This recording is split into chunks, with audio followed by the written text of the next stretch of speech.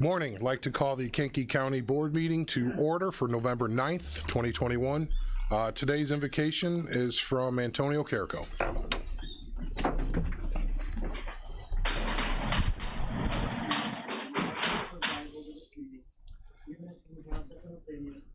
Give us unity of spirit, help us to listen, to likewise as others share their points of view.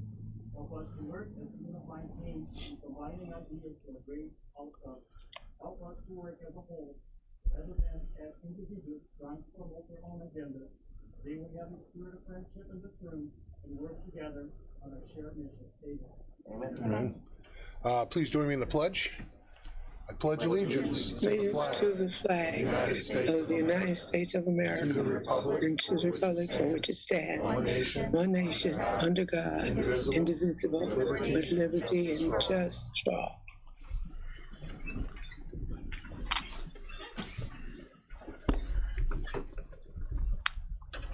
Give a roll call, please.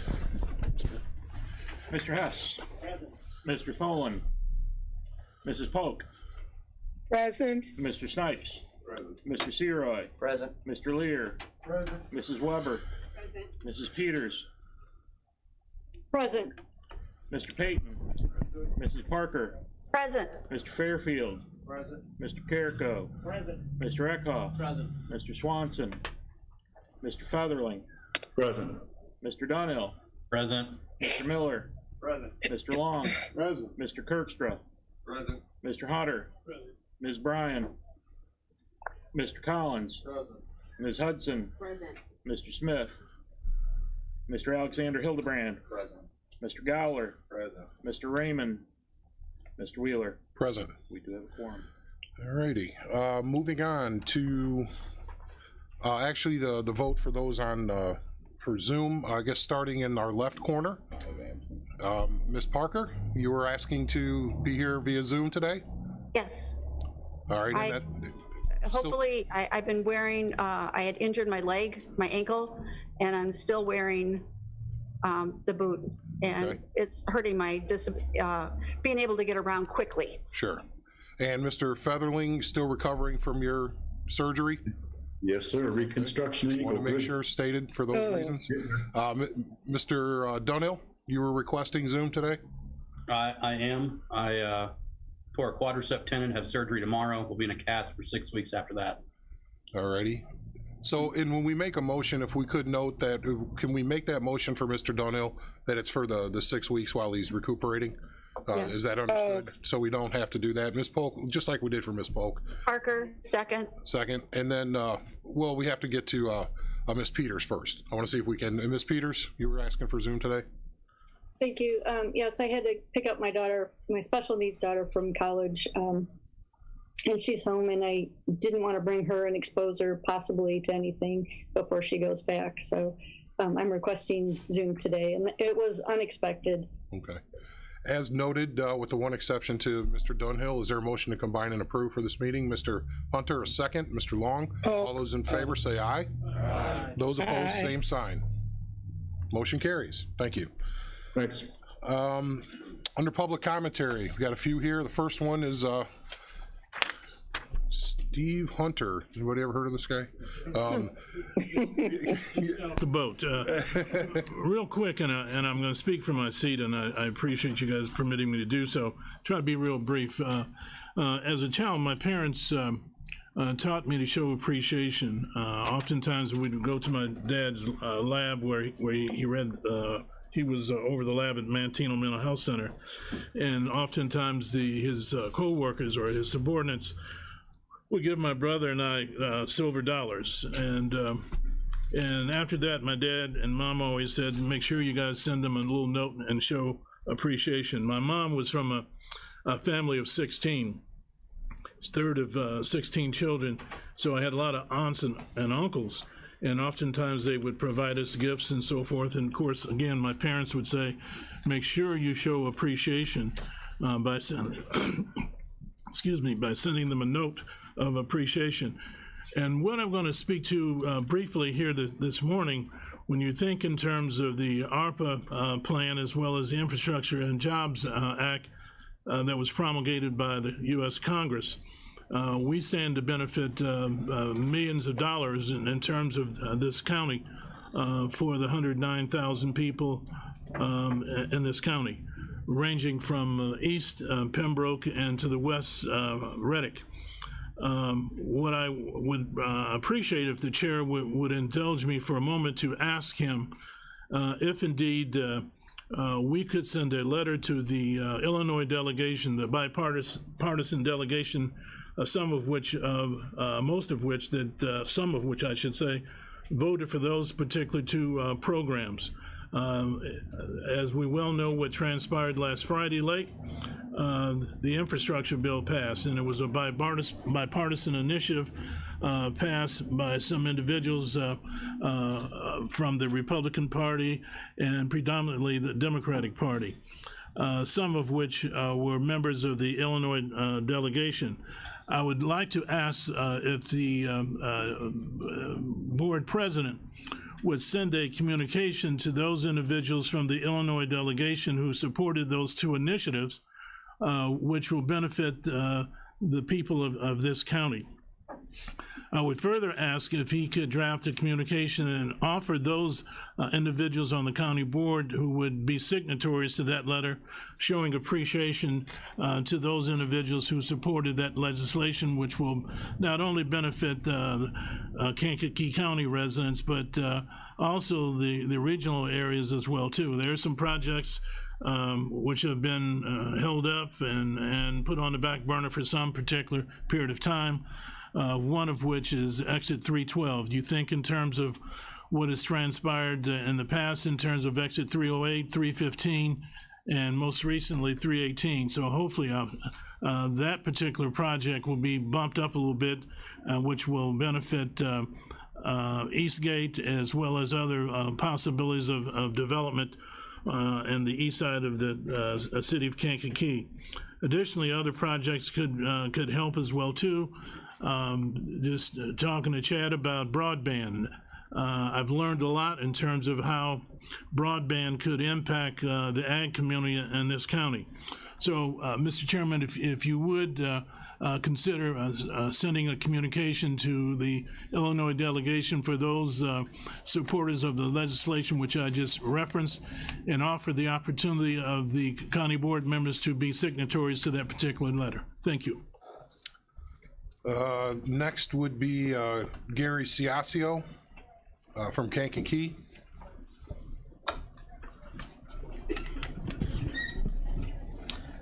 Good morning. My name is Gary Ciascio. I'm a lifelong resident of the city of Kankakee. I'm here today to ask county board members to rescind the revised county board district map recently passed. I thought the original map contained some gerrymandering from 10 years ago.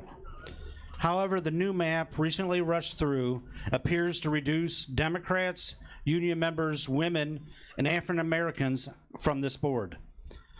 The criticism of this map is not about protecting incumbents. It is about the rights of certain groups to have representation on this board. As it has been stated, of the 7 Democrats on the board, 4 mapped into primaries. Out of 4 active union members, 3 mapped into primaries. Out of the 6 women on this board, 4 mapped into primaries. And out of the 5 African Americans on this board, 2 mapped into a primary. The last 2 groups, women and African Americans, are protected groups under the Voting Rights Act. This means the map may be in violation of the law.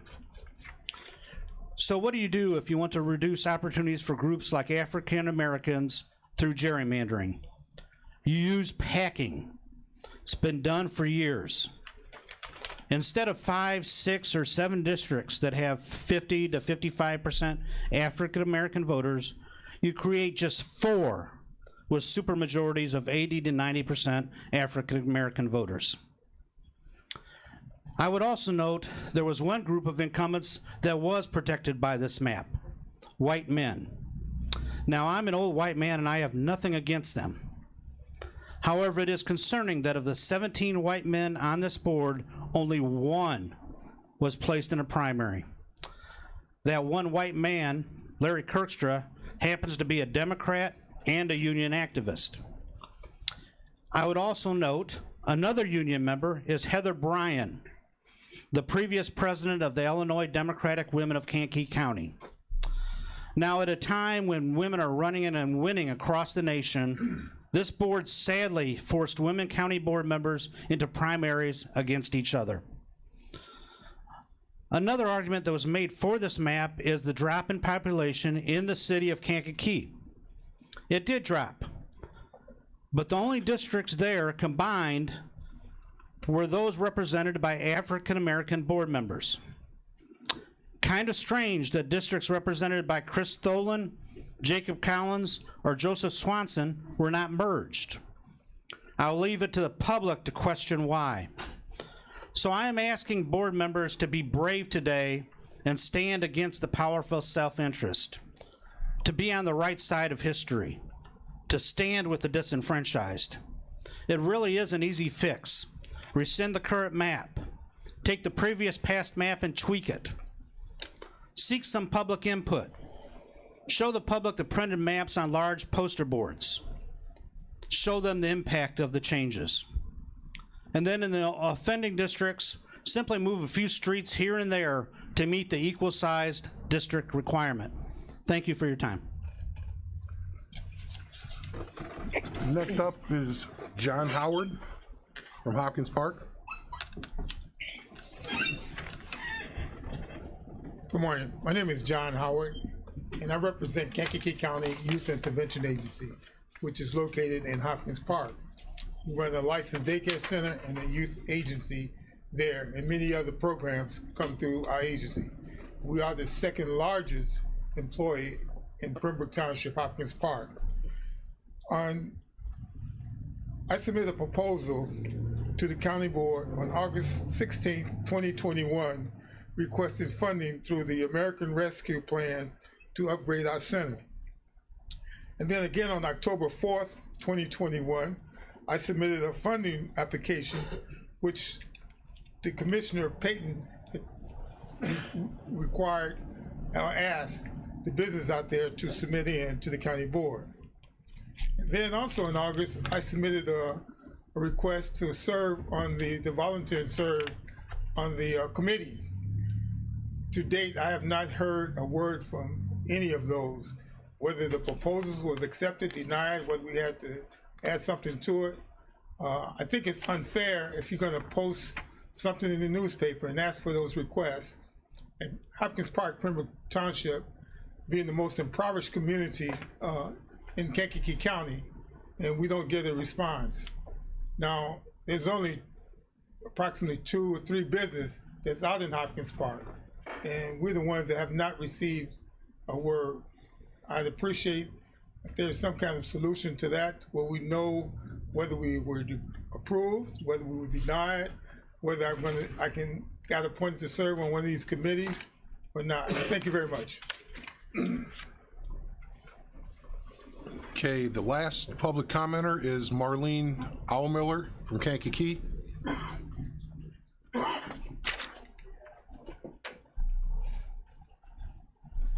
Good morning. My name is Marlene Aumiller. I'm a secretary of the Illinois Democratic Women of Kankakee County, as well as a community activist for human and civil rights. I'm here today to ask the county board to rescind the recently passed county board member map. The revised map pits 4 women against each other in the primaries, 2 of which are in the same party. This is completely unnecessary and did not happen in the previous map. The Illinois Democratic Women of Kankakee County was founded to support and encourage women to become involved locally in the political process and run for office. There's a female vice president of the United States and increasingly more women in Congress. However, it appears that the Kankakee County Board's leadership is trying to decrease the voices of women in Kankakee County. This is 2021 and is unacceptable. Women have fought for the right to vote and hold elected offices. They need to have a voice in the decisions made in Kankakee County government. The map reduces women having that voice. You need to invalidate this map. Thank you. We have no announcements, appointments, proclamations, or certificates today. We have the minutes of the last meeting, October 12th, 2021. Is there a motion to approve there? Mr. Carrico, a second. Ms. Polk, all those in favor say aye. Aye. Those opposed, same sign. Motion carries. Under Claims Committee reports.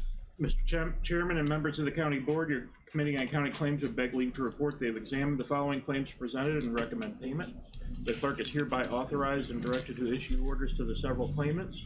Total claims for the month of September 2021, $8,480,691.16. All righty, is there a motion on that? Mr. Lear, second. Mr. Payton? Without any questions, roll call, please. Mr. Hess. Aye. Ms. Polk. Aye. Mr. Snipes. Aye. Mr. Seroy. Aye. Mr. Lear. Aye. Mrs. Weber. Aye. Mrs. Peters. Aye. Mr. Payton. Aye. Mrs. Parker. Aye. Mr. Fairfield. Aye. Mr. Carrico. Aye. Mr. Eckhoff. Aye. Mr. Featherling. Aye. Mr. Dunhill. Aye. Mr. Miller. Aye. Mr. Long. Aye. Mr. Kirkstra. Aye. Mr. Hunter. Aye. Ms. Bryan. Aye. Mr. Collins. Aye. Ms. Hudson. Aye. Mr. Alexander. Aye. Mr. Gowler. Aye. Mr. Wheeler. Aye. Motion carries. Motion carries. Under department reports, just want to note that there is no building report in your packet. We didn't have one this month, made it on the agenda. Just note that for the record, we won't be voting on that. County Collector's Monthly Report for September 2021. Total cash and bank and investments, $3,952,141.66. County Treasurer's Monthly Report for September 2021. Total cash and investments, $3,952,141.66. Coroner's Monthly Report for September 2021. 131 total calls, 19 coroners, 13 autopsies, 13 toxicology, 1 donation, 4 fetal, 61 hospice, 47 referral, 85 cremations, 1 x-ray, 10 pending. Income summary report for the coroner for September 2021, total of $5,394.86. Circuit Clerk cash book for month ending September 2021, total disbursed $269,841.51. Recorder's Monthly Report for September 2021, disbursement fees paid to the County Treasurer of $179,742.03. County Clerk's Monthly Report for September 2021, total of $26,741.13. Animal Control Monthly Report for September 2021, total of $28,893. The IPTIP Building Fund, $6.37. Total animals handled, 87. Monthly resolution list for November 2021, total of the county of $127,560.29. All righty, is there a motion to combine and approve? Mr. Eckhoff, second. Mr. Fairfield. Without absent any questions, voice vote. All those in favor say aye. Aye. Those opposed, same sign. Motion carries. Thank you. Under consent, the first consent for today, is there anything to be removed and considered separately? Yes, Mr. Snipes. I don't need anything considered separately, but I do want to abstain from 419 as I sit on the board of directors. That's not on the consent agenda. And the ARPA funds consent agenda. But you don't receive any direct benefit though, do you? No, but still. That's not even. We're not calling that up right now. We're calling the first consent agenda. Noted for the second one though. Let me find it real quick. Yeah.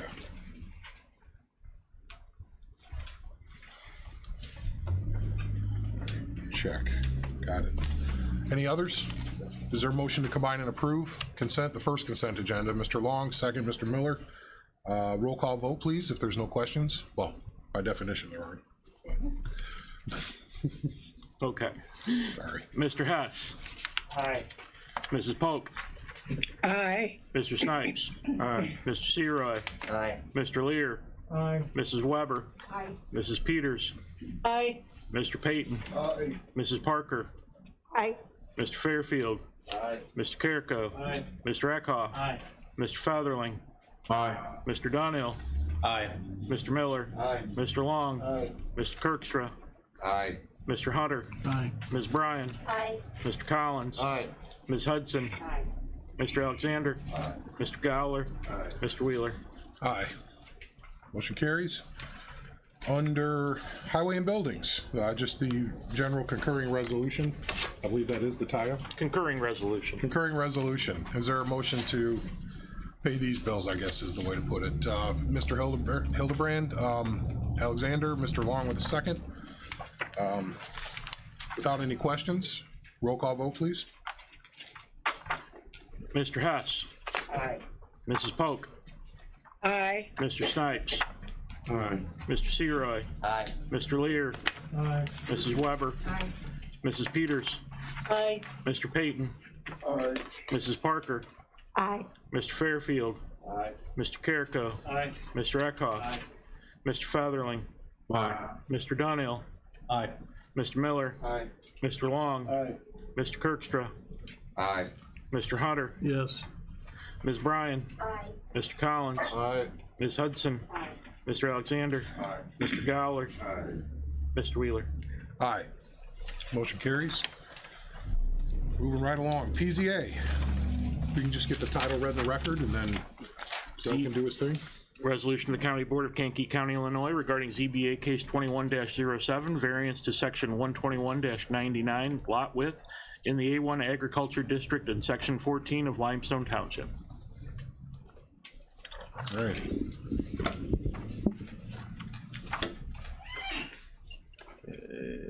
There you go. All right, this is a request by property owners Vernon and Jacqueline Osenga and applicant Larry Osenga, which is Vernon's brother, to request a variance for lot width, road frontage on a 2.35 acre parcel located at 2510 2000 South Road in Limestone Township. You can see it on the screen there, outlined in red. The parcel was created in 1991, utilizing an easement along the right-hand side of that farm field, and our ordinance requires that you have actual frontage on a road. This one does not. Mr. Vernon Osenga has since passed away, and his wife Jacqueline would like to sell the property and needs it to come into compliance. The Zoning Board of Appeals and Planning and Zoning both recommend the approval of this variance. All right, to start with, is there a motion to approve on this one? Mr. Eckhoff, Mr. Snipes with a second. Is there any questions? It was pretty straightforward. There were no concerns? No, there were no objectors, no concerns whatsoever. Okay. If we're ready? Simple no vote. I'm sorry? Simple no vote. Yes. Sorry, that was a jab. Period, done. No, no. Mr. Hunter. Is there a motion to table in order? I don't know, is the motion to table? No? Mr. Osenga is getting messed with a little bit. All those in favor say aye. Aye. Those opposed, same sign. Motion carries. Thank you. Moving on, ZBA 2108. Title, please. Resolution of the County Board of Kankakee County, Illinois regarding ZBA case 2108, variance to sections 121-286, access to roads, 121-100.c lot size, and 121-100.d lot width in the A2 Agriculture Estates District in section 33 of Rockville Township. Wow, the title's as long as the resolution. They tell me. Del, what do you got on this? Greg and Michelle Osenga, not related to the previous Osengas as far as I know, own a 6.03 acre parcel outlined in red. They also own the farmland both to the east and west of that property. They would like to divide out the 0.81 acre parcel that has a residence on it that is outlined in blue. There's an easement that runs along through there. There's already two other houses along that easement. It has an existing house. They'd like to be able to divide off that to sell it and keep the area that's still outlined in red as part of the farm and merge that in with the other 2 parcels. Both zoning board and and planning and zoning recommended the approval on this one as well. There were no objections. Is there a motion to get going on this? Mr. Miller, to approve? Second, Mr. Fairfield? Seems pretty straightforward. Anything else? Let's do a voice vote. All those in favor say aye. Aye. Opposed? Same sign. Motion carries. And we'll get the title of the next one, please. Resolution of the County Board of Kankakee County, Illinois regarding ZBA case 21-09, special use permit 13C, single family home in the R1 single family residential district in section 27 of Limestone Township. Ready? Okay, Leonard and Linda Splett own the 40-acre parcel outlined in red and would like to divide that into 2 20-acre parcels. The one outlined in blue is 20 acres. It has a home on it. The entire 40 acres is zoned R1 single family residential, and our ordinance requires a special use permit for residential on anything larger than 2 acres. If this was zoned A1 agriculture, as it's being used, we wouldn't even be here for the special use permit. I see. Okay. Both zoning board and planning and zoning recommend approval. So this is one of those properties that was years and years and years ago projected to be residential, never materialized? Yes, it has been zoned residential since 1967. Unfortunately, it's also surrounded by residential. It's in Limestone Township, which is mostly residential. So rezoning to A1 agriculture could be spot zoning and not recommended. Is there a motion on this one? Mr. Long to approve? Second? Ms. Bryan, second? All right. Any questions about this one? Voice vote. All those in favor say aye. Aye. Those opposed, same sign. Motion carries. Moving on to 408. Resolution of the County Board of Kankakee County, Illinois regarding ZBA case 21-10, text amendment to County Code sections 121-99 and 121-209, proposed changes to cannabis dispensing facility requirements. To get going, is there a motion on this one? Mr. Gowler, a second? Mr. Collins, you want to get into the nature of this? Sure. We currently, our ordinance allows cannabis dispensing facilities in the commercial district and the industrial district, but when you look at the county map, we don't have a lot of area that is zoned either industrial or commercial. So we are requesting that the agricultural district be added to that as a special use permit. Also, we've had a few inquiries on some properties, and we would like to change the minimum setback from 2,500 feet, which is almost a half a mile, to 1,500 feet, a little over a quarter mile. That will open up some additional viable properties. We'd also like to remove manufactured home communities or parks from the setback requirement. We could not really understand why that was put in there in the first place. Residential is residential. And then under drive-through services and under outdoor sales, we'd like the text added that says except that those are not permitted, but except during times when indoor sales and operations are not possible due to extraordinary circumstances. And we'd like that added to both section D and section F. Both the Zoning Board of Appeals and Planning and Zoning recommend approval of this text amendment. And the last part was added because of the pandemic situation where people weren't allowed to go in. That is correct. Extraordinary so there were drive-throughs at a lot of the dispensaries. You'd order online and then drive through. So that's why that was added, so it wouldn't be so exclusive. So we have a motion and a second. Comments? I figured there might be a few. Mr. Hess. Thank you, Chairman. You can figure out what mine's going to be. I don't believe we need a cannabis distribution or dispensing facility in the county, so I will vote no for this. Especially making them closer to houses and schools and everything else. It's ridiculous. Is there any other comments? Ms. Bryan. I partially agree with Mr. Hess. I don't have a problem with cannabis distribution. However, I'm very disturbed that it will be closer to schools, churches, playgrounds, prisons. I think we have enough land in the county that we can provide for this without infringing. About half of us feel as Mr. Hess does, and others of us are somewhere in between, and some of us are very pro. I just don't want to be offensive to persons who feel very strongly, as Mr. Hess does, and others, many others, and put it in very close to their front yards, or where they would have to drive by taking their children to church or school. If you're trying to get an education and go to a religious assembly, I think you're putting forth your best effort to do the right thing, and I don't want to impinge on that. And that's all I have. Sure. Any others? Mr. Collins. I totally agree with Mr. Hess that we don't need a dispensary because it's already here. Marijuana is everywhere in our county. It's everywhere in our state. And respectfully, it's not a matter of our feelings of whether or not businesses should be allowed to operate within the guidelines of the law anywhere. It's not we've lost the war on drugs, people.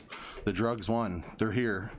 So we may as well put a nice business on our tax roll and try and regulate and incorporate it into our society as much as possible. These facilities are not places where people are selling joints to children out the back door. These are highly secure, highly regulated facilities. If you've ever been past the ones in Mokina or in Joliet, it's much safer than driving through the junction to grab a bag. We want to bring this control to the industry. We want to incorporate it into our business, into our regular tax roll, and it's already here. It's here whether or not we want it. Thanks. Any other thoughts on this? Mr. Snipes? I probably disagree that it's everywhere because it's not in my house, it's not in my sisters in them houses, it's not at our church. So therefore I would probably object to the fact that it's everywhere. Whether drugs win or not is subjective. I don't believe that drugs win. I still believe that God wins. I think it has its primary purposes along with codeine and everything else when it's being utilized in hospitals and medical facilities. But just for recreational purposes, I am not a proponent of, so I will be voting no. Any other thoughts from the board?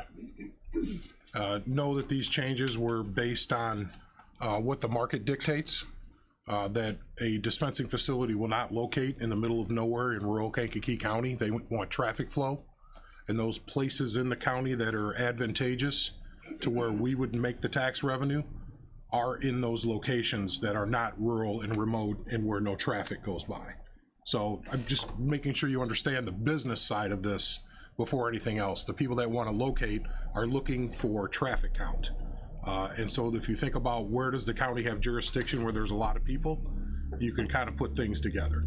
That's why these regulations and these special uses have been honed, because that's what that business model requires for them to be viable. So it's not just us saying we're going to stick them in a little corner of the county where there's 3 houses around it, and so the kids and everybody's safe from the evil devil's lettuce. Then we're gonna. That's not a viable business model, and we won't get anybody to support the county services that are being attacked by the legislation in Springfield. This is a revenue source. This is not a marketing program to get children to go buy weed. Okay, I just want to let people understand that, because there seems to be somewhat of a misconception, not only in this room, but elsewhere. If we are going to deal with the problems, we need to have the money to combat the side effects of this, which already exist, to Mr. Collins' point. So that's all I will say from the management side of this, if you will, of the people talking to those that want to locate here. Mr. Chairman. Yes, Mr. Siroy. Thank you, Mr. Chairman. This is just a question for maybe you or Dell or any other board member. Do we know what the state of Illinois pulled from marijuana tax revenue last year? I think it was $1 billion. $1 billion? I think that's, or no, that was the start. I think up until this point, it's been $1 billion in tax revenue. I believe that's what I heard. I may be wrong, but I think that's total from day one to now is $1 billion. If anyone out there has that number, I heard $1 billion, but I just don't know the time frame. Mr. Collins, maybe. Mr. Collins? I don't have that number, but I do believe you're in the ballpark. I would also point out that Illinois probably would have drawn a lot more than they did last year if we didn't have the highest taxes on marijuana in the nation for recreational sales. That's literally what drives your black market. So when Mr. Hess, who I understand, you have a very, very valid concern of not wanting, I don't want children smoking pot and skipping school to get high at the state park like many of us may have done or may not done in the past. But the fact is that when you have these high taxes or you don't allow these facilities, you drive the black market.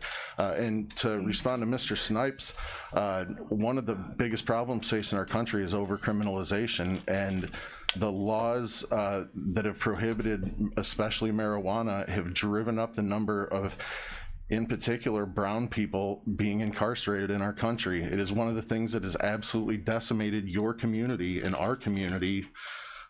Therefore, because we end up with so many people that are nonviolent in the prison system because we keep trying to fight this war on drugs that is just unwinnable. Is there anybody else that had a first time? Because there may be another second time. I want to make sure everybody has a chance to go first time. 2 times. Yeah. I guarantee you. With a couple sitting on a counter, ready to go. State park people. Yes. Mr. Snipes, go in second time.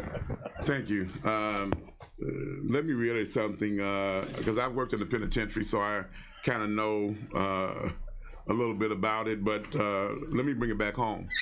I work in education, so therefore, I see the other effect of marijuana. I understand that people, have the right to smoke it that's 21 and over, not under. However, those that are under 21 are smoking it. And as a matter of fact, I'll submit to you that the children that don't smoke it have to inhale it. And not only that, it's on their clothes. We call it in the school special cologne. And it's not the fault of the child, but the other children are disturbed when they smell it. So as a result, we have to change clothes in the whole 9 yards. So there are some other effects that goes on. Just simply passing things to pass it, we need to kind of look at it in a more broader light, but a more narrow scope when it comes to, we just saying, almost like the Commodores when they wrote the song, I want to be high, so high. Not everybody want to be high. We can be high off of fun and other things, but in this case, outside of medical purposes or whatever, I think we forget that our children are being affected by this, whether they want it or not. And so when you go by homes and have to do home visits, it's the first thing you smell or whatever. Then it gets in your clothes, and that's a cleaning bill. So I see the other side of this, that not the not so pretty side. And so therefore I continue to stand by my reasoning that no, we don't need it. You got one that's coming out here in Bradley. I don't believe in putting it in areas that we don't have sufficient police protection. So there are some areas that I just I see the other side of the picture, other side of the coin. So I would still say no. Anyone else second time? Yes, Ms. Bryan. Can we do this as an isolated case? I don't think we're gonna have 20 dispensaries in our town. Well, and I would hate to answer your question, this is the framework. Everyone that comes before the board will have to meet these criteria and any others that are put under it by ZBA, PZA. So this is the baseline framework. Correct me if I'm wrong, Del. This is so we have something on the book so when people approach us, they know what our rules are. We could come in and say, hours of operation limitations, whatever. This is just way too close to this, that, or the other. This doesn't fit. So this puts the framework, but then the ZBA, PZA process puts other stipulations as needed or as voted on by the board. This isn't the end all be all. I guess. That is correct. This is just the regulations, and in fact, the regulations are already established. This is just some changes to it. Right. So a no vote today does not eliminate the regulations, just the changes.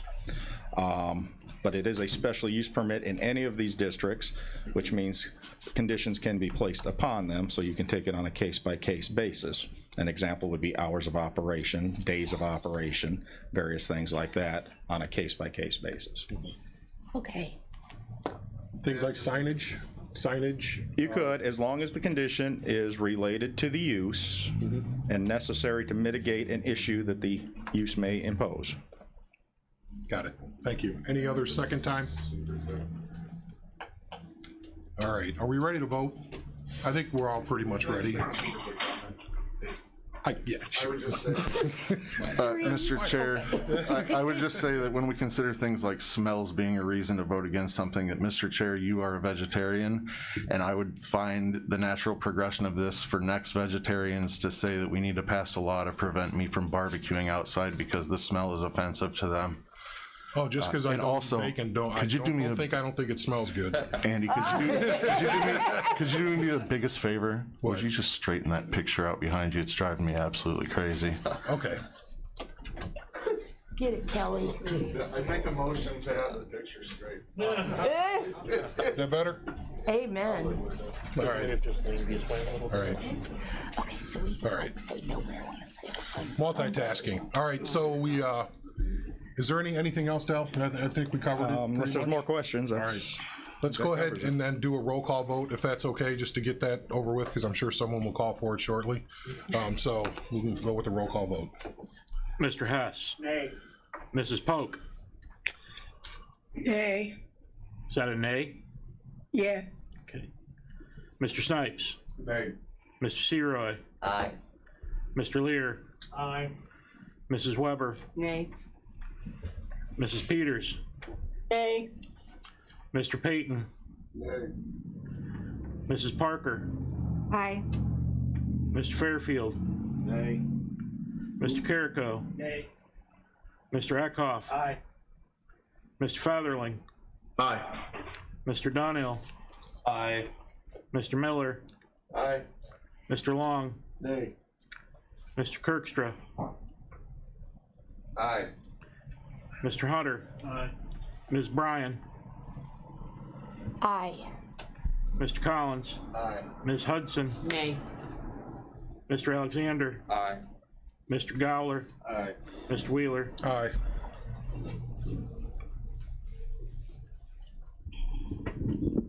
Motion carries. Motion carries. Thank you. Moving on to executive, if we could get the title read in the record. And by the way, thanks for your debate. That's kind of the way it should work. Resolution. Debate.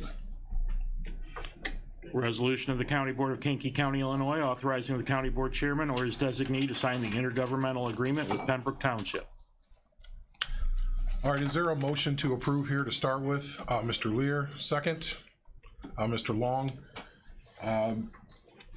Just brief explanation. This is what is necessary for us to be able to move forward on paying for and contracting for the work to be done out at the lift station, not just today, but in phase 1 for the repair, but also for phase 2. This covers basically the gambit up until that not to exceed number that we've already established. If anything else needs to go above and beyond, it would come back through the finance committee and then back to the board for an increase or whatever other modifications need to be done per engineers and things like that, and permits that have to be applied for. So this document has to exist to remove all liability from the county because it's not our project, we're paying for it. And so just for explanation's sake, that we don't want to carry that liability forward for 20 years and have something break and then they say, well, you fixed it, you got to pay for it. And I think Mr. Payton is shaking. He understands that mentality. We don't want, because we're always not going to be here. Down the road, this needs to be in place. So, did we get motions yet? We did. Okay. So, any other questions? Just to tighten all this up to make sure we're on the same page. We can go voice vote here then. All those in favor say aye. Aye. Aye. Those opposed, well, actually, this will spend money at some point. Yeah. Roll call, please. Sorry. Mr. Hess. Aye. Mrs. Polk. Aye. Mr. Snipes. Aye. Mr. Seroy. Aye. Mr. Lear. Aye. Mrs. Weber. Aye. Mrs. Peters. Aye. Mr. Payton. Aye. Mrs. Parker. Aye. Mr. Fairfield. Aye. Mr. Carrico. Aye. Mr. Eckhoff. Aye. Mr. Featherling. Aye. Mr. Donnell. Aye. Mr. Miller. Aye. Mr. Long. Aye. Mr. Kirkstra. Aye. Mr. Hunter. Aye. Ms. Bryans. Aye. Mr. Collins. Aye. Ms. Hudson. Aye. Mr. Alexander. Aye. Mr. Gowler. Aye. Mr. Wheeler. Aye. Motion carries. The next one, if we get that read, the title, please. Resolution of the County Board of Kankakee County, Illinois regarding general fund interfund borrowing authorization until November 30th, 2022. Nope. The amending resolution 2021. So sorry. Amending Resolution 2021-09-14-312 for American Rescue Plan Fund requirements for not-for-profits within Kankakee County. So that is 312, that's a typo? Okay, just want to make sure. Is there a motion on this to approve? Mrs. Weber, second. Polk. Ms. Polk with a second. Brief explanation. We discussed this in finance, I believe, where we started to run into a problem of a non-for-profit applying for ARPA funds, but the way our policies were set up, there was no delineation between a non-for-profit that is just operates within a municipality and one that is countywide. And this has to do with our requirement that there be a match locally, or at least we pay for half and they have to go to the city for the other half. I'll use an example like Harbor House. That's a countywide organization. Just because they're in Kankakee, we shouldn't limit our funding. That's what this resolution is saying, and that's what finance was asking. Should we codify this as a policy? And so I thought in order for us to be able to move forward with the $10,000 allocations that you'll see coming up for these non-for-profits, without this, they'll have to be changed to 5,000. You understand, because they're within a municipality. So that's why this is in front of you. Did I explain that well?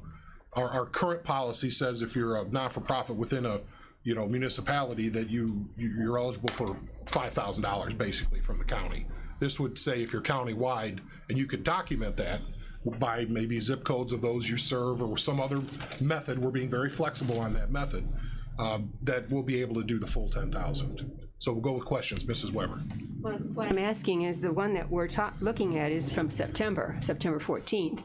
But where is the one that what we said is, this one, the one that's in our packet is the it says 9/14, which means we approved it at September 14th. This one, it should say something about you don't have to. How can you? This one doesn't say that you don't have to do the 50%, or is there a line here that I'm missing? Do you want to explain that, Mr. Coglin, the way you wrote that? I'm sorry, I've got to get to it first. So the way it was written was that we, as the chairman said, we're penalizing our not-for-profits that are in cities, and by forcing them to get a second, a match, so to speak. So what we're trying to do here is to even the playing field so that deserving nonprofits are not penalized, that we're able then to fund appropriately across the board and across the county. So if the not-for-profit does work with only in one city, and that's what their main focus of the not-for-profit is, then we think it would be subject to that requirement. But if they are a county-wide organization, then we should support them as a county government. And it allows this board discretion as to what you're going to do. That's the main thing, is that the board then has the discretion as to where those funds are going to go. Does that answer your question? Well, I perfectly agree with everything, and even the fund projects we're going to approve result in those things, the 5,000. But I wonder, I don't see how this is an amendment. Where is the amended part? If this is, that because our document says the creation of the rescue plan requirements for business and nonprofit, and it includes the 50%. So where is the part that says if you serve countywide, you don't have to meet that? Point of information, Mr. Chairman. Yes, Mr. Lear. If Ms. Weber could tell us what page you're on. You're on agenda 3, right? Oh. I think what page are you on? Oh. 30 of 33. Page 30, 33.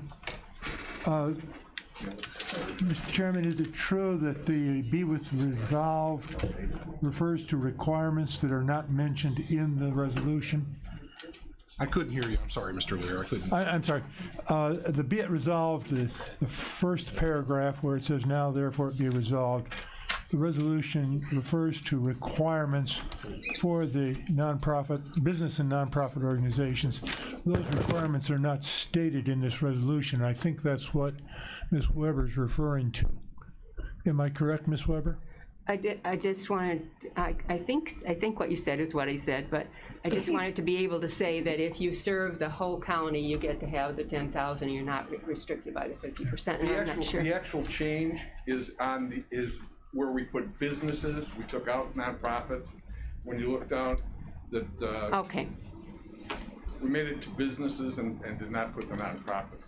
Located within a municipality of a 50% match. Yep. So that's just businesses. That's how they corrected it. That's where it is. So I pulled out non-for-profits, so there was no stipulation on them. Yeah, it wasn't clear to me what was changed about this from what we were. Okay, thank you. No, thanks for digging into that, because I was kind of confused as well by that. We knew the intent, but I see where you went with that. Yeah, second. Any other questions for John on that? Mr. Hunter? Thank you, Mr. Chairman. I got a question. As we well know, we listened to State's Attorney Rowe discussing domestic violence and the escalating numbers and the special court treatment of those particular issues. Now, we just heard the comments regarding caps for $10,000 for macro organizations. Keep in mind that the numbers that Roe provides to us regarding domestic violence. Now, what kind of discretion can we use, Counselor, with respect to not adhering to that $10,000 cap? In other words, let's say, for example, a Harbor House comes forward and says, we need $25,000. Now, how might that be accomplished? Well, I think the legislative process would have to start over within the committee structure to come here. Now, over, or would we be able to negate that $10,000 cap that you're referring to? Where might be some discretion in this resolution, if at all? We would have to go back through that legislative process through executive committee and establish or amend the current policy that we've adopted. Okay. We also can reauthorize another round of this down the road. And that's what we talked about is let's not jump into the deep end all at once. Yeah. Is that because we don't know how long COVID was going to last. We didn't know how long the impact was going to last. We may have sustainable injury to businesses and not-for-profits for years to come. So it was, let's start out with this $250,000 here and $250,000 there. Let people apply for it, and when that gets exhausted, let's take a look at where we're at. Okay, and I think Vice Chairman Seroy may have mentioned that before, if my memory serves me correct. Because, for example, and I'm just speaking to a parallel of Harbor House, Garden of Prayer. Garden of Prayer. I mean, if I was a really rich man, I'd make, additional donations that I do provide for that particular organization. They're macro, they're a 5-star organization. $10,000 is nice, but they need more than that, and it's justified. So that's all I'm saying is that I agree with you, and and you're on the record, and I do reflect or go back to what Todd had mentioned some time ago and with another situation. Thank you. Yeah, it's just tough because the Treasury didn't define this, as Steve McCarty knows, and really the law was written in shades of gray, and the interpretations are basically, when you submit your quarterly report to tell us how to spend the money, we'll tell you if you did it right or not. There's not a lot of clear direction, so it wasn't in our best interest to jump in. And the other side of it is, anything over $50,000, they have to be GATA certified and eligible, and there's not a lot of businesses out there that are able to say that. Those caps would ultimately fall under that number anyway, I think, just by the way that ARPA works. I mean, if you think about it logically, most people are only GATA compliant and certified if they get grants and things like that right now, which puts it in the not-for-profit and government entity area. So thank you for your comments. Any other thoughts on this? All right, let's see here.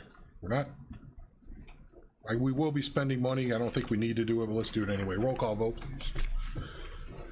Mr. Hess. Aye. Mrs. Polk. Aye. Mr. Snipes. Aye.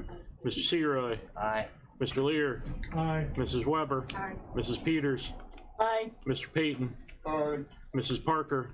Aye. Mr. Fairfield. Aye. Mr. Carrico. Aye. Mr. Eckhoff. Aye. Mr. Featherling. Aye. Mr. Donnell. Aye. Mr. Miller. Aye. Mr. Long. Aye. Mr. Kirkstra. Aye. Mr. Hodder. Aye. Ms. Bryan. Aye. Mr. Collins. Aye. Ms. Hudson. Aye. Mr. Alexander. Aye. Mr. Gowler. Aye. Mr. Wheeler. Aye. Motion carries. Moving on to finance. Resolution of the County Board of Kankakee County, Illinois regarding general fund interfund borrowing authorization until November 30th, 2022. Is there a motion on this to start with? Mr. Hess? Second, Mr. Long. Any questions? Steve is here on this.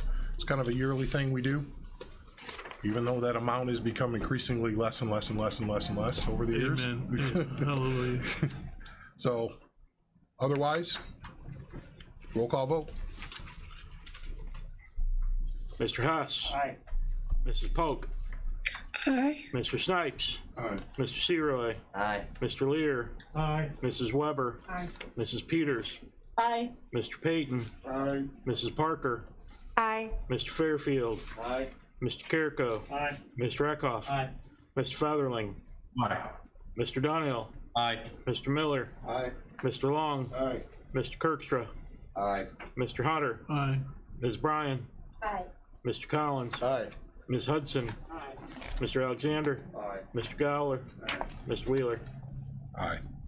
Motion carries. Thank you. The budget, number 411, the title of that? Ordinance of the County Board of Kankakee County, Illinois regarding the combined annual budget and appropriation ordinance for Kankakee County, Illinois, 2021-2022 fiscal year. There's a motion to approve the budget. Mr. Lear, thank you for that. A second? Second. Ms. Hudson, let's dive into it. Is there any questions? It was a pretty expansive document.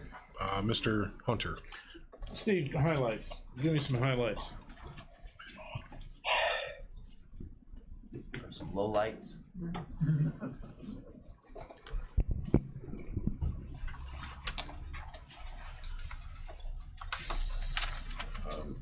Some of the highlights we covered at the Finance Committee. The general fund total balance, 32.6 million. The debt service and special revenue funds, 31.3. Highway funds, 30.3 million. And Health Department 911, 9.6. So the total funding you have before you, total budget, 104,032,176. It's about 12 million higher than our original FY21, primarily due to budgeting of the ARPA funds. And the FY22 general fund expense budget is 1.4 million less than the FY21 budget that we're currently finishing up. Those are some of the highlights, big picture. And to follow up on that, didn't we talk some time ago about, Andy, and maybe you can respond to this, weren't we going to hire a person or persons specifically to deal with the ARPA funds? It was legal help with all of the RFQs, RFPs, all of the things that we have to do over the next couple of years. That's what we passed here, was to hire legal help. I don't remember that. I remember staff, but I thought it was somebody for Steve, but, you know. I did ask Steve, and he's, at the time, this was what, 3 months ago, and he said, I think we got this without hiring people. So I was right, okay. And then, so, in your estimate on that, Steve, that's still, we're keeping our head above water? Okay. Because it's not like all the other stuff stopped when ARPA got here. That only escalated, so. Any other thoughts? And I just, the one of the things that you should note is that, you know, when we started crawling out of the hole was basically when the board amended the budget on the floor back in 2015 for 2016 year. That was the first time that we started to shift and we took control of the finances. We dug ourselves out of a huge hole. But now that wave has kind of got to the top, COVID stopped our growth.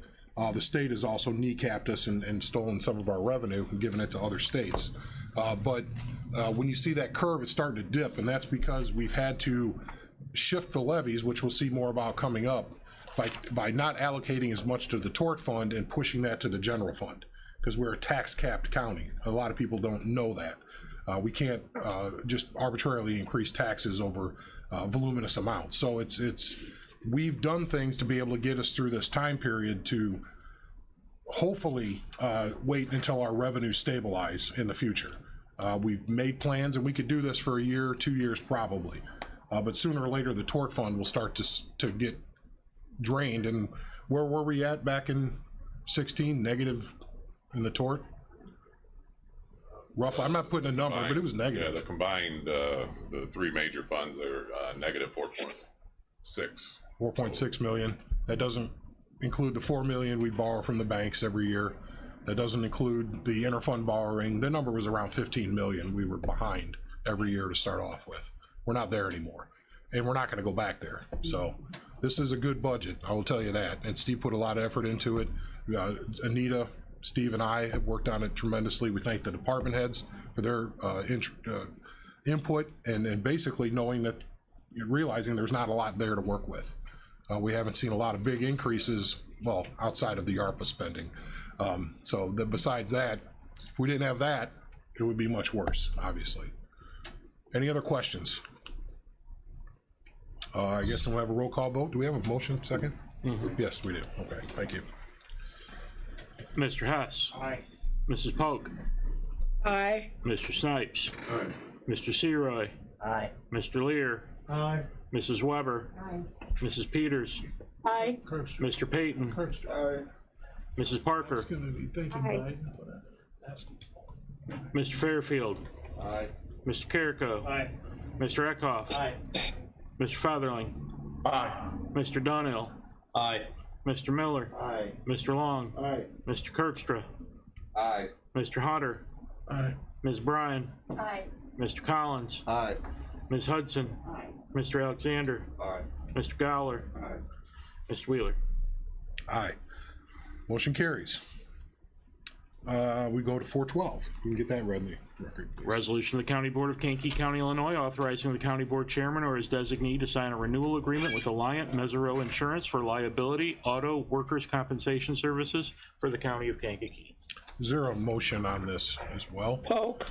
Ms. Polk, a second. Mr. Fairfield. Pretty much standard fare. You got the numbers. I don't know if there's anything you need to speak on, Anita, on this, if there's any questions for Anita about our renewal.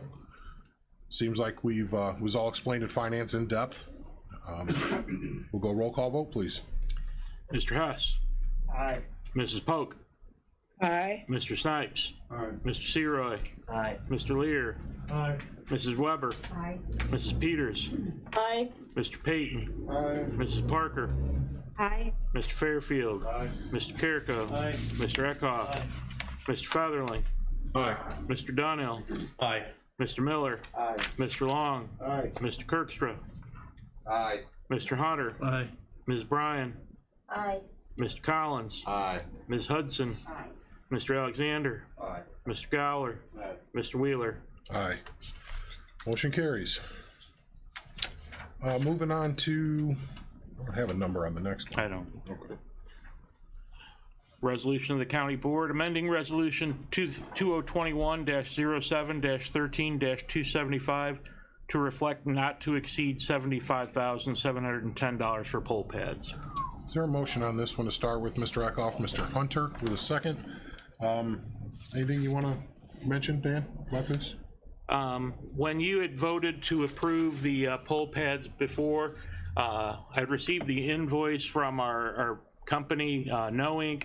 They had forgotten to include the tray that you use to scan the driver's licenses on. It's $6. At 162 units, it's $972 different than the original quote. This just amends that. So we had a motion and a second, pretty standard. Comes out of the ARPA Lost Revenue Fund, so not general fund. Roll call vote, please. Mr. Hess. Aye. Mrs. Polk. Aye. Mr. Snipes. Aye. Mr. Seroy. Aye. Mr. Lear. Aye. Mrs. Weber. Aye. Mrs. Peters. Aye. Mr. Payton. Mrs. Parker. Aye. Mr. Fairfield. Aye. Mr. Carrico. Aye. Mr. Eckhoff. Mr. Featherling. Aye. Mr. Donnell. Aye. Mr. Miller. Aye. Mr. Long. Aye. Mr. Kirkstra. Aye. Mr. Hunter. Aye. Ms. Bryan. Aye. Mr. Collins. Aye.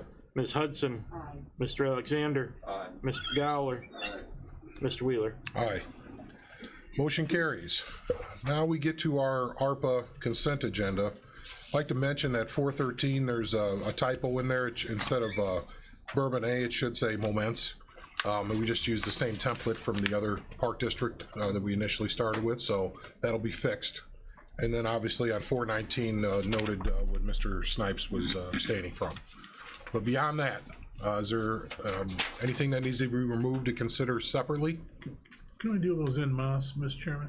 I'm Can we sorry? do those en masse? Yeah, that's a consent. We're going to Okay, I'm combine sorry. and approve, yeah. I was So reading- is it any that needs to be separate? Are we pulling 419 or just? No, well, can we note in the voting record that he's abstaining from that one instead of pulling it? Thank you. Any other thoughts there? Motion to combine and approve then would be in order. Mrs. Weber, second. Mr. Long.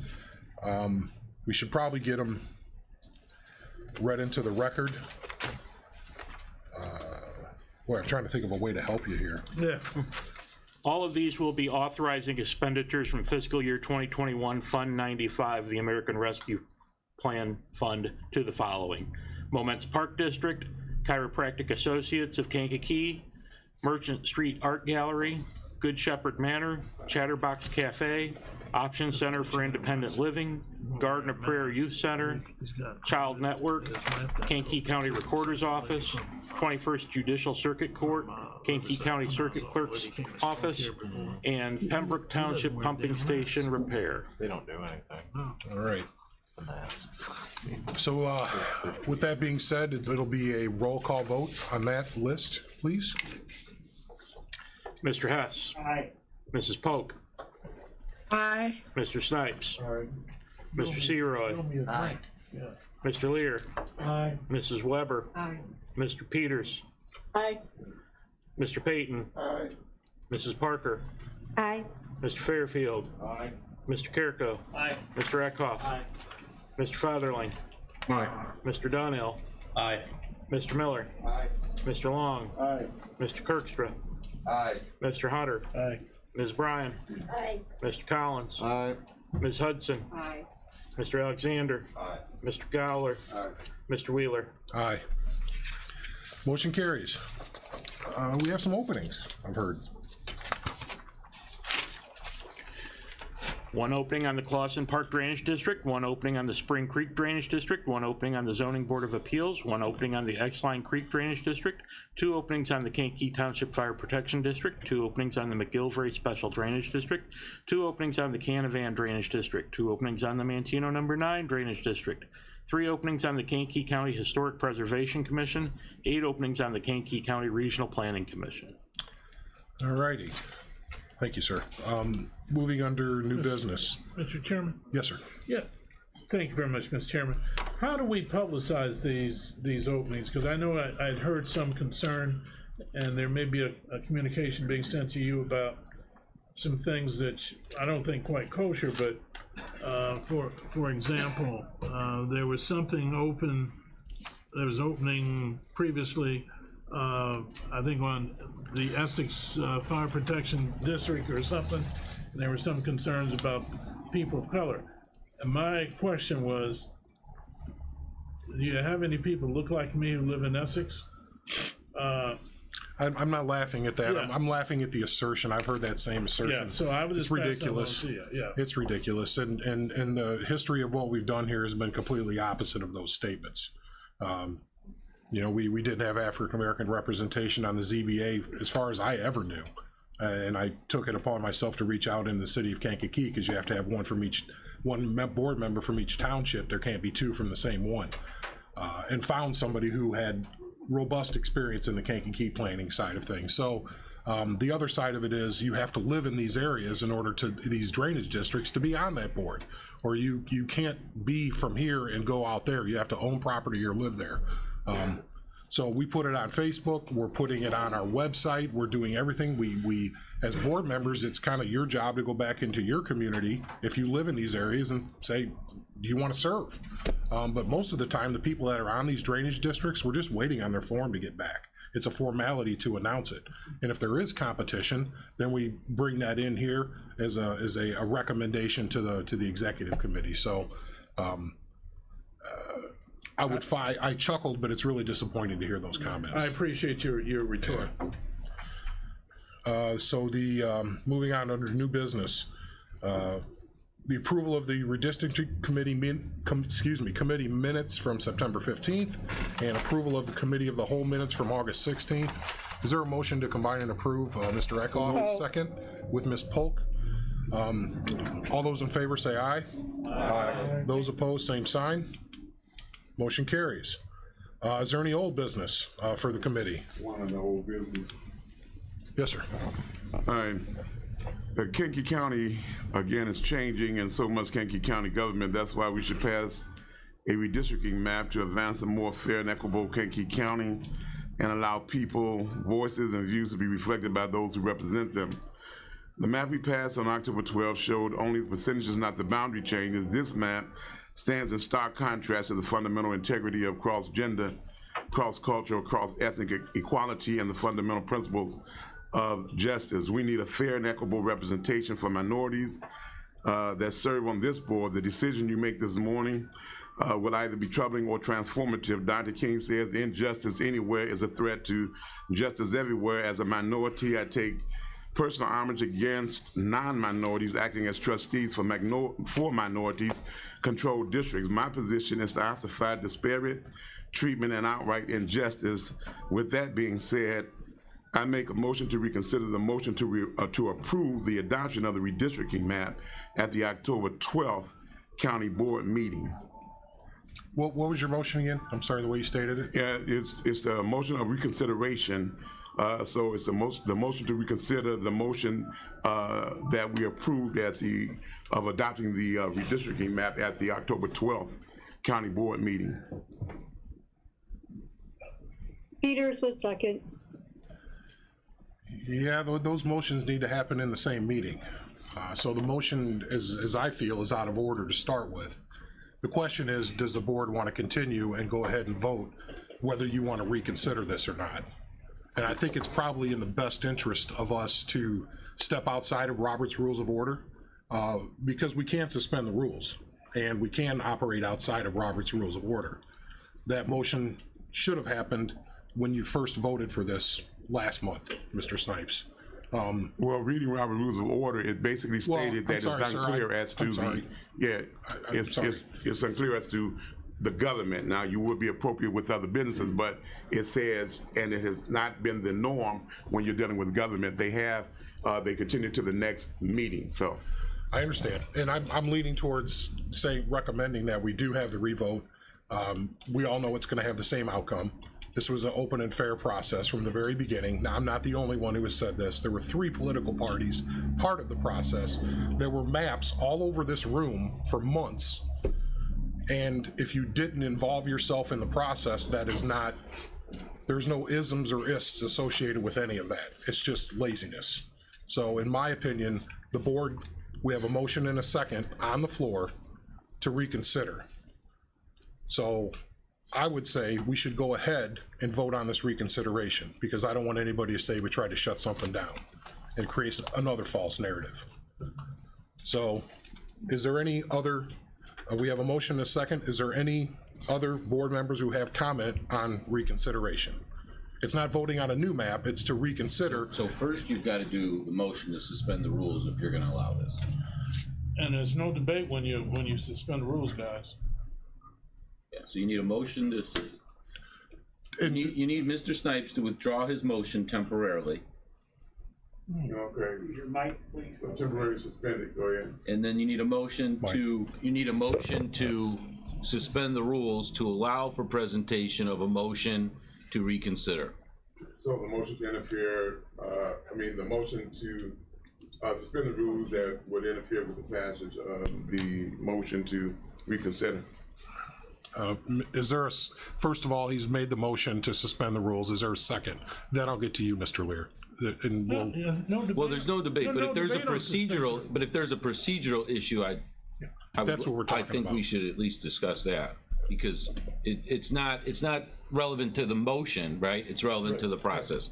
And I know Mr. Lear knows his Robert's rules, so I'd like to at least hear what he has to say. Robert's my first cousin, so. Robert thinks it's. No, not him. No, Robert's on the motion. He can withdraw his motion without a second. I'm sorry, he can withdraw the motion without the second. Okay, all right. So now there's a motion on the floor to suspend the rules. Is there a second to suspend the rules so we can do a vote of reconsideration or take that motion? Mr. Collins, is that your second to suspend the rules? Okay. All those in favor of suspending the rules so we can have a motion to reconsider, say aye. Aye. Those opposed, same sign. Nay. There's a nay. Noted for the record. The ayes take it. So, Mr. Snipes, do you have a motion? Yes, I'd like to make a motion to reconsider the motion to approve the adoption of the redistricting map at the October 12th meeting. And still have a second on that? Janet, at second. Peters. Mrs. Peters is a second.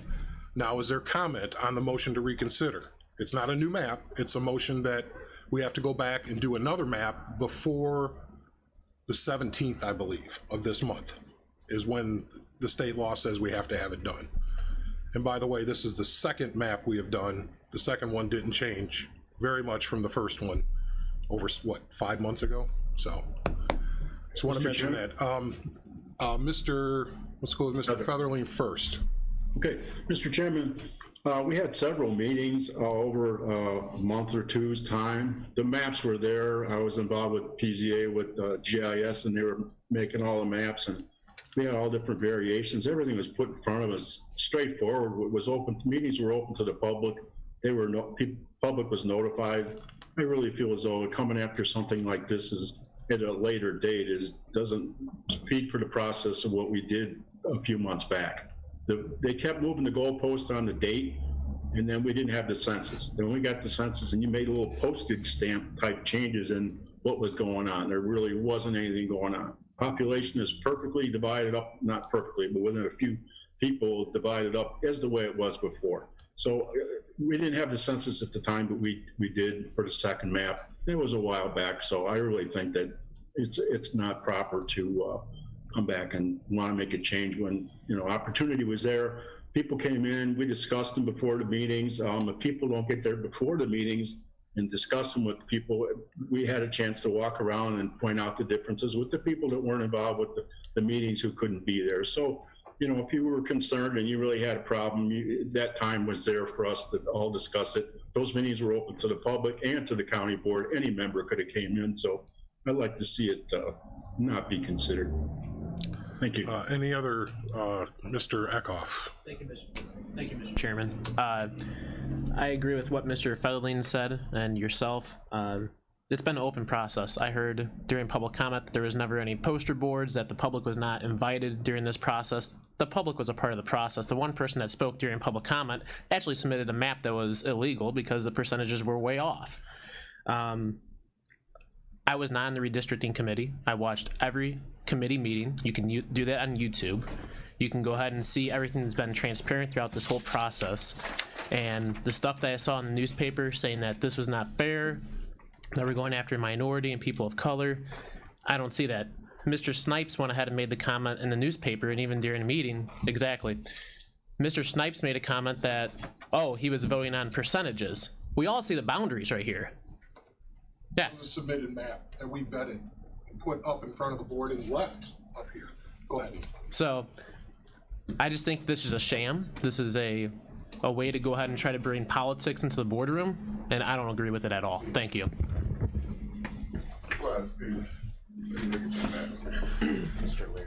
Mr. Lear. Thank you, Mr. Chairman. I've heard the critics of the map say that they're not interested in protecting incumbents, but as I listen to their comments, it appears that's exactly what they're trying to do, is protect incumbents. There's nothing in this map that would prevent any group or even any protected class by law from having a candidate run in the districts that have been established, districts that meet the requirements of both the state and in terms of any civil rights legislation at the federal level. So I support the existing map. That legal assertion that you make, is that something that you have any comment on, Mr. Rowe, as far as the legal definitions and one vote, one person, all that stuff? No, I mean, I've got a few comments when the board is done. Okay, before the all right. Mr. Hunter. You know, my background is human resource, and I also was the manager of investigations with the Illinois Department of Human Services. And I have several questions I'd like to pose to the body. Mrs. Seroy, is it an accurate statement that you were the chairman of the Redistricting Committee and Vice Chair Payton was the vice chair? No, sir, that's not an accurate statement. It was Mr. Hess. I'm sorry. And Mr. Payton was the vice chair. I was just a member of the committee. Yeah, right, okay. Is it an accurate statement, and pardon me, you know, for making that that oversight. With respect to specificity, how many meetings were there held on this particular committee? There were 5. Okay. And then we had the special meeting. The first time 5, special meeting. 5, and then we had the special meeting for 6. And that's an accurate statement. And how many times was State's Attorney Rowe at those meetings? I don't remember. I don't know. There was always legal people here. Mr. I think I was the first two to present on the process, and I think it was either Ms. Gowdy or Mr. Coughlin that was at the subsequent meetings, and then I was at obviously the 2 board meetings when they were adopted. Is it an accurate statement that that Mr. Rowe made a comment with respect to any violations of the Civil Rights Act or the matter that speaks to gerrymandering and cutting down the number of minorities and all that stuff that's been alleged? Yeah, I think you may have been the one to ask me if I believed it was in compliance, and in our opinion, it's in compliance. Yeah. Okay. And yeah, I did ask you, so I just want to make sure that my memory serves me correct, unlike the chairman of that committee. With respect to any scintilla of evidence that the process was in error and any kind of violations, have we made any mistakes whatsoever regarding that process? No, I think the process, it was vetted, it was extensive. The maps, were made available. I don't think that there's anything that you can point to in that process or in the outcome that would nullify the map. Is there a scintilla of evidence that there was any kind of collusion regarding the process? Not that it's been brought to me or that I'm aware of. Thank you. Yeah, I would say the word collusion, I think it was participation between 3 political parties to have an open and fair process that was live, recorded, and could have been viewed by any board member, where we zoomed in on the maps. I sat upstairs with a lot of board members in here that wanted to take a look at their area, and everybody had that opportunity. Mr. Kirkstra asked, can we see the street level? We made Delbert available to go. Everybody could have went down there. He asked in the meeting, and nobody went down to see Delbert about looking at their district, air quotes, because it's not theirs, it's the people that live there. So I don't know what more we could have done. except scream from the top of the building, do your business. You know, that's about all I can say. Mr. Collins. As a person who consistently challenges and questions the role and motives of government at all levels, I sat on this redistricting committee, and I was really pleased and given hope and shocked at how open and willing to explain the process, not only with the way census tracts work and the way the program works to set up these districts, and to realize what goes, the thought process that goes into it, and also the comparisons when you look at the shape of the districts that we proposed and the variances in demographics compared to those that was just proposed by our state. What a beautiful, crisp, clean, honest map I feel like we propose, and to not, like you said, only to go through the process twice, and all agree that we were working together as three separate political parties that agreed that we were being fair and honest and forthcoming with each other. I think this is completely inappropriate as well. Any other comments, Mr. Snipes? Allow me to point to the map that you basically gave us, or whatever, and I had to look at it again because I wanted to make sure. Can you tell me what street that is? Can you tell me what street that is? I probably could if I came over there. Okay, so what is that street? What I'm saying is there are no streets. All it says is percentages. Percentages change. Map 1, map 2, map 3, 4, 5, 6, and 7 all says the same thing. If I was to put here, would I know what street that was up in here? No, I wouldn't. So I wouldn't know how you would withdraw the map. That's the question one question I would have is, did any of these meetings occur at night? Because a lot of people work in the daytime. So how many meetings did you have at night on this redistricting committee to really involve the county? That's my first question, and my second will follow up. Anybody have an answer to that? Did we have any meetings at night to involve people that did not work? No. I didn't think so. So therefore, for it to be a beautiful process, I would be objected to it. The map is not, I don't have a problem with how you draw a map. I have a problem when your map is drawn and it draws out minorities.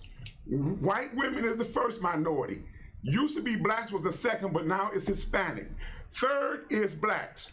So therefore, the Voters' Right Act supports and encourages and enforces the fact that minority districts should be empowered and preserved. Doesn't make a difference who lives there, who's going to run. Anybody can run against anyone in any particular district. But the 18th district, how they come all the way from Clark Park up to Maple Street and cut in my block and out, amazes me. The thing is, we're not saying that we are in opposition to a map being drawn. We're saying that it should not eliminate minority districts. And in this case, it has a potential to do two. And so for that particular reason and that reason alone, I don't think it was automatically fair. It's fundamentally unfair when you say that people have to come in the daytime. I take off of work to come to a county board meeting. I choose to do that because I represent the people. They deduct, but I'm here. The thing is, we can't come to your meetings all the time in the day. And you're saying, well, just chime in. Well, you can chime in, but if it's after hours, you don't have a voice. So for those individuals, white women, black women, black men, also union members who, again, are working people, because I'm one and I'm the president of the union, and those individuals that are disenfranchised from what we consider to be government. This is what this particular fight is about. And so therefore, you might see it to be fundamentally unfair. I didn't really hear a lot of women jump up and say, hallelujah, thank you, this is the best map we could have, and I support knocking out minority women, or knocking out minority men or knocking out the minority as far as the party is concerned. Even if we move the party, it is fundamentally unfair to women and black men, black women, white women, period. Then why did you vote for it?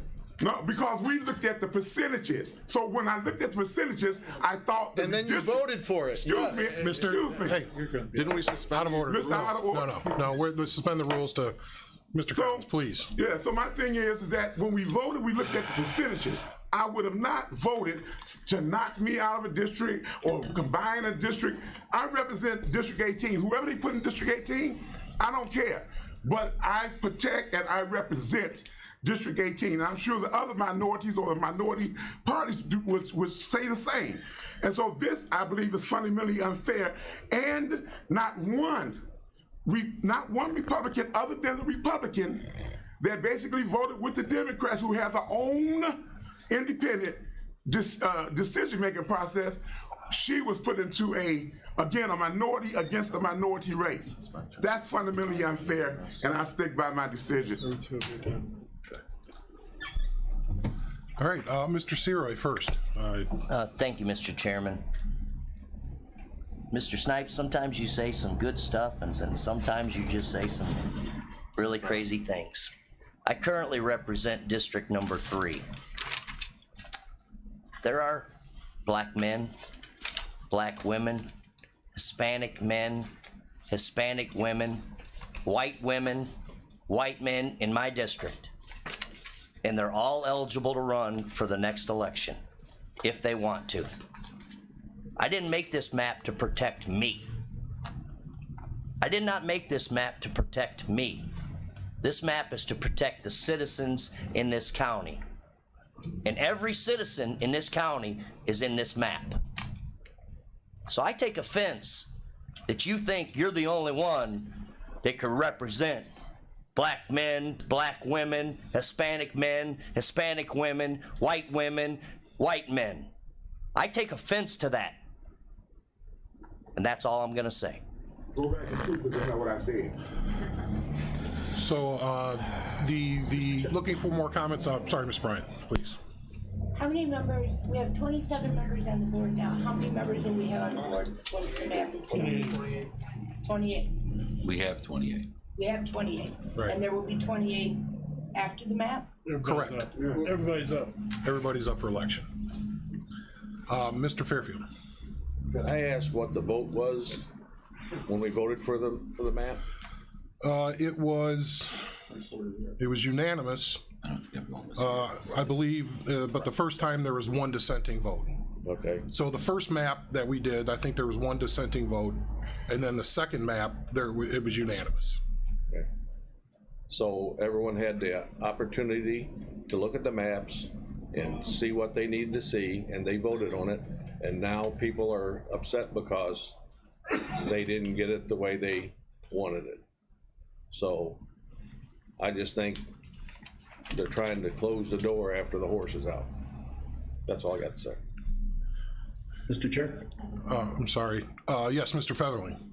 Second time, sorry. All these meetings were broadcast on YouTube, available 24/7 a day. And then our packet for the board meetings, you also had the maps in there for the packets that were available on email to anybody available before any of those meetings that we voted on that. So I'm like Todd, I don't really understand where it's coming from. I really don't. So I'd like to move on. Do we have a motion to not approve it? There's a motion on the floor to reconsider, which means nullify the past vote that was unanimous to approve. Mr. Chairman. Make a motion not to, or do we have to wait? The motion is to nullify the last vote we had, which passed the map. Gotcha. So, yes, Mrs. Peters. Thank you, Mr. Chairman. I appreciate that you called on me. I do question District Number 5. It was said that this was a clean map, and that District 5 goes from the Woodall County line all the way to Aroma Park, over 14 miles long. Includes people from Mantino, Bradley, Kankakee, and Aroma Park.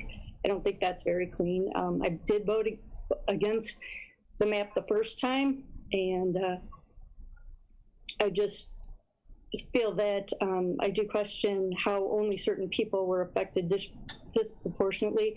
I don't think that was visible until other people, I knew I was affected, but I knew other people, I did not know other people were affected. So that's my comments. Thank you. Thank you. Mr. Lear. I really don't want to cut anybody off that hasn't spoken before, but I think we're at the point where I'm going to move the previous question, ask for an end to debate. It's a second, and this motion is not debatable, so it just has to be, if anybody objects to ending debate and voting on this, could you please say now that you want to have something else to say? I just wanted to ask the state's attorney a question. Is that, Yeah, we'll go with that, and then we'll do that. Thank you. Jim, would you go over what you told us on the first meeting when the question was asked, why is there no names on this map? That's because at the end of the day, this is not about protecting the incumbent in that district. I think, you know, when there's just so much that's been thrown out today. There's just, you know, baseless allegations being thrown around the room. I can see it's getting personal on both sides of this issue. And Mr. Snipes, you and I have always been able to disagree without being disagreeable, and I appreciate that about you. So I hope that maintains today, because I just simply disagree with your assessment and some of the people from public comment today. This is not about who is in that district currently as the county board representative. It is about the residents of those districts. So, for instance, to say that the residents in Miss Bryant's district have been disenfranchised from having, I think the public comment was, a white female represent them, is ludicrous, because there are still many white women within that district. It may just not be Miss Bryant this time. And she has an opponent, and I believe Mr. Kirkstra, your districts were combined, if I'm not mistaken, Mr. Kirkstra, and the white female incumbent, Ms. Bryan, voted for the map that combined their districts.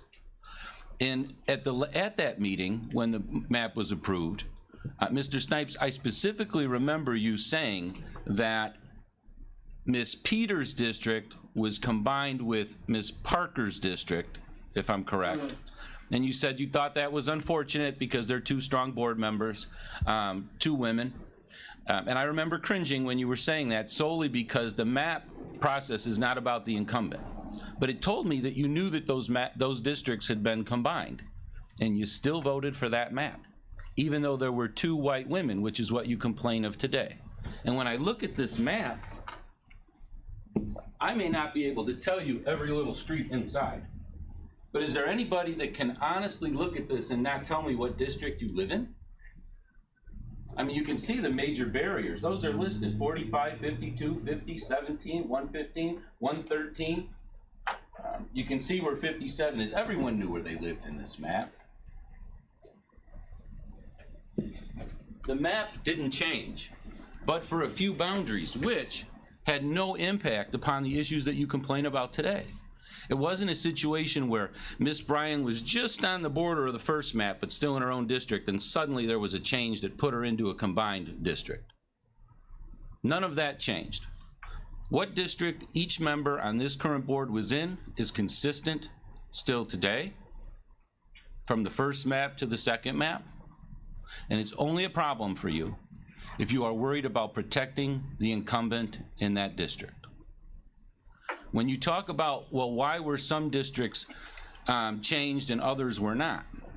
You have two really strong competing interests when you write this map, and we talked about this at the very first meeting. You have a rural majority minority district in Pembroke Township. If we don't combine, as Ms. Peters talked about, if we don't combine that District 5 in the way that it is, then you're going in and you're splitting up Pembroke Township like a pie.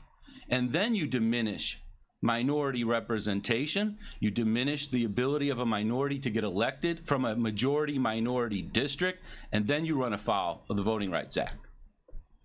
Then your map becomes illegal. So some things were just a necessity. One of the other things, why were the districts in the city of Kankakee, but maybe not the rural communities, impacted as much by map amendments to the boundaries? The population. The census turnout was abysmal in the city of Kankakee.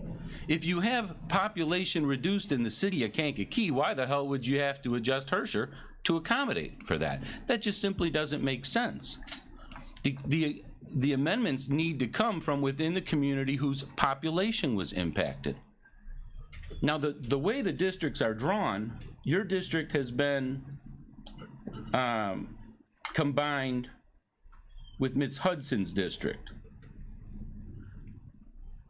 The result, but we haven't eliminated a district, right? You are in one district and there's a new district created, which I don't think there's any incumbent in. Is that correct? Correct. So what you would have to be saying is that new district, that there is no possibility of an African American or perhaps even a Hispanic, which is very likely because of the changing demographics in the city of Kankakee, that there is no option for one of them to be elected in that newly created district.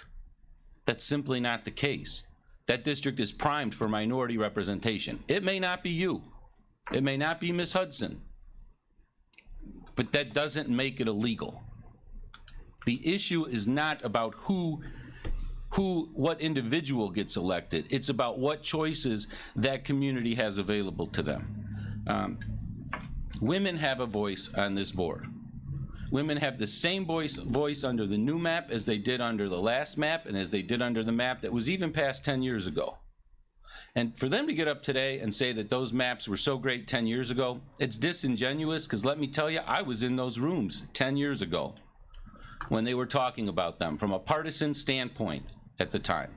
And they were unhappy as hell with those maps back then. There were many considerations to review them and challenge those maps. None of them ultimately came to fruition. But to act like they were so happy with those maps and none of these things were issues back then, it's simply, that's just simply not true. People have been mapped into primaries, it happens, but that doesn't make it an illegal map. I never tell the board how to vote. I'm not going to tell you how to vote on this motion to reconsider. If you do move to reconsider and the second map that was approved unanimously, if that map is thereby rescinded, which would be the effect of a motion to reconsider, there's a very short window of time where you've got to get a map, or else that map is going to be drawn by a committee that the county clerk oversees. Not that we wouldn't trust you, Dan, but that is quite frankly, that's less of an open process. It's less of a democratic process to go down that road, and that's why the state builds that into the statute as a kind of the final step if a board can't get their house in order. I don't believe that this map violates the law. I think that the map accounts for population shifts while still preserving the demographics of the board. May I follow up? Yes, sir, Mr. S. Thank you, and thanks, Jim. Also, the committee came to the point where Kankakee lost 3,000 people. That is a district. The committee decided to keep Kankakee intact. Instead of letting them lose a district, which would have made the mapping a lot easier, we decided to keep that other district in Kankakee. I think everything was done above board. I think we did an exceptional job with the committee, even though I was chairman and you thought Todd was, but I'm going to vote against the motion. Any others first time? Second time? Mr. Snipes? Again, I hear what you're saying, and I think the point keeps being evaded. You're talking about a beautiful map. You're talking about protecting a person. I am not talking about protecting a person. It wasn't a person that we basically vote on. It was the percentages. When we looked at those particular maps, you didn't see where boundaries and things were changed. We're not talking about, I got a Hispanic and I got a black in my district, I applaud you. We're talking about minority districts that have been won or whatever. The last two had not had a minority in it. So therefore, two women, a white woman and a black woman, won. Not the person, but who won from the district after all of these centuries that we've had in Kankakee County. As they begin to uprise, we're saying protecting the rights of minorities, not the person, but the minority district. Now, I applaud you when you say you want to save a district in Kankakee, but you voted for 28 board members, so you're still going to have 28 board members. The issue was that the minority districts on the east side were chopped up. But what happened to the other side of Kankakee? All of the white Republican representatives, we could not look to draw a map over in that area or downsize. Come on, it's a little bit better than that. Yes, we will be, we disagree on a lot of things, but you do know that we argue, and there are times you have given your position on something and you've conceded snipes, even though I was wrong in this situation. I believe you were right. So I agree, we're gonna have that. It's not personal, it's not gonna, I'll call you and you'll call me. We say what we have to say, and then we go back to drinking Coca-Cola. What I'm saying is that it's the minority, not the person. We saw the percentages, not the boundary lines change. That was not put to us. And if somebody said that they saw the boundary lines, they probably was on the redistricting committee. To make it fundamentally fair, I would have opened it up to the evenings so that people could come in. That's why I'm a proponent of county board at least twice a year or better, have evening meetings, because people are at work. Can't look at a map at work. They'll fire you. So the thing is, I'm saying let's be fundamentally fair of protecting the minority district that Ward 1. I don't care if Desmond Tutu run or Queen Elizabeth run up in it. It still was a minority, finally realized elected district. And it's those districts that are the minority of the majority. Where were these recommendations, Mr. Snipes, with all due respect, prior to you learning that you got districted in with someone else when you were voting for the map? Journal. I didn't find that out. You never called for evening meetings during the process. You never said, I can't. Because we left that up to the redistricting. They said they were setting the rules. And if you do that, if I don't go to all the committee meetings at night and all the different ones, I trust them. That's why we have committees. So you trust them to do the right thing. And then when they don't, that's when we begin to say, hey, dude, let's look at something. You knew there weren't evening meetings, and you still voted for the map twice. Why wasn't there no evening meetings? I'm saying you knew there weren't any, but yet you still voted for the maps. It wasn't an issue. I voted for the percentage. You said these are the percentage changes that finally came in from the census. So how can the percentages change if the boundaries didn't? That just doesn't. Because you can have a percentage change, and then when you're going to do the boundaries, that's what we need to look at. And if anybody here says that they saw their boundaries with the streets, I've never. Even 10 years ago, they had the streets where you can look. When I went, you said, go to Deborah. I went to Deborah. Deborah said, you got to go to the county clerk to get the map. And so he says, I went down there, I got the map, I saw it, and it was the same thing I saw up here. It was percentages, it did not show us where boundaries were. When you're changing boundaries, you incorporating individuals in, there's some other things that are being involved here that we were not made privy of. And even when I looked at the map on page 88, it's the same thing I saw here. And I asked everybody in the community, can you tell me where the districts are? And it was a resounding no. That's what we're arguing. You voted for it. Is there a point of order? That's 5 minutes? Okay, so then per county board rules, 5 minutes are up. Second time. We have somebody want to call the question, but all right, then second. Okay, so is there, do we have to vote on that, or is there? Well, someone had a second chance to talk. So before you can call the question. We all went around. Yeah, okay. Second for Miss Bryan, and then we're done. Okay. Let me get my head back. Okay. Well, okay. What I hear them saying. What I hear them saying is, I hear both sides. I hear the persons on the committee did their best work, and they did their best, and that's all any of us can do, is do our best. And they did a good job, and I understand the feelings of not seeing enough females or people of color. As a member of Illinois Democratic Women, who, as they have repeatedly said, is an organization that promotes women participating in politics, I am for having more women here.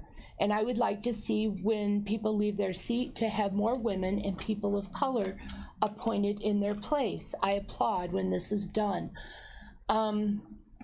We will, going forward, I guess, if we want to see that on the map, we will have to have people run. And as a life member of NAACP, I want people of color in our room too. I want everybody's voice heard. And thank you, Robert, I think, you know, for saying these things, but it's just, I see that is where the sore spot is where we want more representation. And the map just happens to be a place where this gets vented at. So, you know. That's a good way to put it. Yep. So this motion is to rescind the vote. So yes means you want to rescind the vote on the map and start all over again, and no means you're sticking with the map that we have in the process. Starting over again, it would be closed doors with the No, county clerk. No, we have about a week to get a new map together, voted on and fully approved by the county board.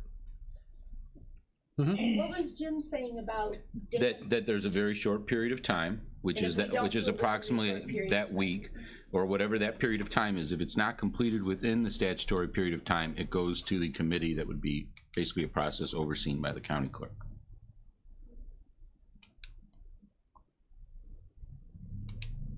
All right, so we'll go with does everybody understand the vote? I want you to rephrase it. If you vote yes, it means you want to rescind the previous vote that passed unanimously. If you vote no, then it means you want to stick with the vote that previously existed, and we have the map that has been approved basically twice with very little dissent. Roll call vote, please. Mr. Hess. Nay. Mrs. Polk. Nay. Mr. Snipes. Aye. Mr. Seroy. Nay. Mr. Lear. Nay. Mrs. Weber. Nay. Mrs. Peters. Aye. Mr. Payton. Nay. Mrs. Parker. She left. Mr. Fairfield. Nay. Mr. Carrico. Nay. Mr. Eckhoff. Nay. Mr. Featherling. Nay. Mr. Donnell. Nay. Mr. Miller. Nay. Mr. Long. Nay. Mr. Kirkstra. Aye. Mr. Hutter. Nay. Ms. Bryan. Nay. Mr. Collins. Nay. Ms. Hudson. Aye. Mr. Alexander. Nay. Mr. Gowler. Mr. Wheeler. Nay. Motion failed. Motion fails. Moving on, is there any other old business? Moving on, now this is informational. I had asked and talked with Anita when I was out last week regarding mandates and things like that, OSHA regulations. So if somebody has to go, there's nothing to vote on, but I hope you stick around. I know this has been a long meeting, and she's prepared some things here, but I understand this is long and some people may have things to get to, but we're not going to be voting on anything per se. This is informational, and I think it's good info because people are going to be asking you about the OSHA regulations and how the impacts are within the county government. Is that acceptable? Good morning. Is it on? Yeah. Okay, and I'll be brief. So as the chairman mentioned, it is an OSHA regulation. The vaccine mandate that everyone is speaking about is currently an OSHA regulation, which came out officially on Friday the 5th. It is not a law. I met with the state's attorney's office. Mr. Conklin was assisting me as we work through what the status is of this situation right now. We will plan for the worst, and from an HR perspective, we will be cautious in our approach, and that means waiting for final decisions that are outside our control, based on the following. In speaking with Mr. Conklin, there's a variety of concerns with the mandate and its applicability to the county as a whole. There is currently, as you probably read, a stay on the implementation of the rule out of the United States Fifth Circuit Court of Appeals. Illinois is not a party to the litigation, so there is an argument that the stay only applies to those states that are a party to it. Regardless, as a government entity in the state of Illinois, Kankakee County is subject to Illinois OSHA regulations rather than the federal OSHA from which this mandate has occurred. So that's key. So we have to wait for Illinois OSHA to give us their regulation. There's a strong possibility that either a similar, if not identical, rule will be issued from Illinois OSHA in a relatively short period of time. And the webinar I was on Friday indicated probably 30 days or so. So we'll be waiting for that. Essential aspects of the rule include the following. Number one, that we must have a written mandatory vaccine policy or a policy requiring COVID testing and masks for unvaccinated employees. Proof of vaccination is required. Requires employers give time off for employees for vaccination and reasonable time and paid sick leave to each employee for side effects experienced following the vaccination. In my conversation with Mr. Conklin, he indicated this would likely be over and above the 10 to 15 days we currently allow our employees every year. Not fully vaccinated employees must be tested at least once every 7 days and provide documented test results. Employers must maintain records of each employee's vaccination status and test results. And of each employee's vaccination status and test results as confidential medical records and must not be disclosed unless required or authorized by either OSHA or federal law. All employees not vaccinated must wear a mask. Employer must require each employee to promptly notify the employer if they're positive for COVID and must isolate or remove them from the workplace. Just so you're aware, in reading through this, in the webinar that I received on Friday, it is really the record keeping here for us as an employer.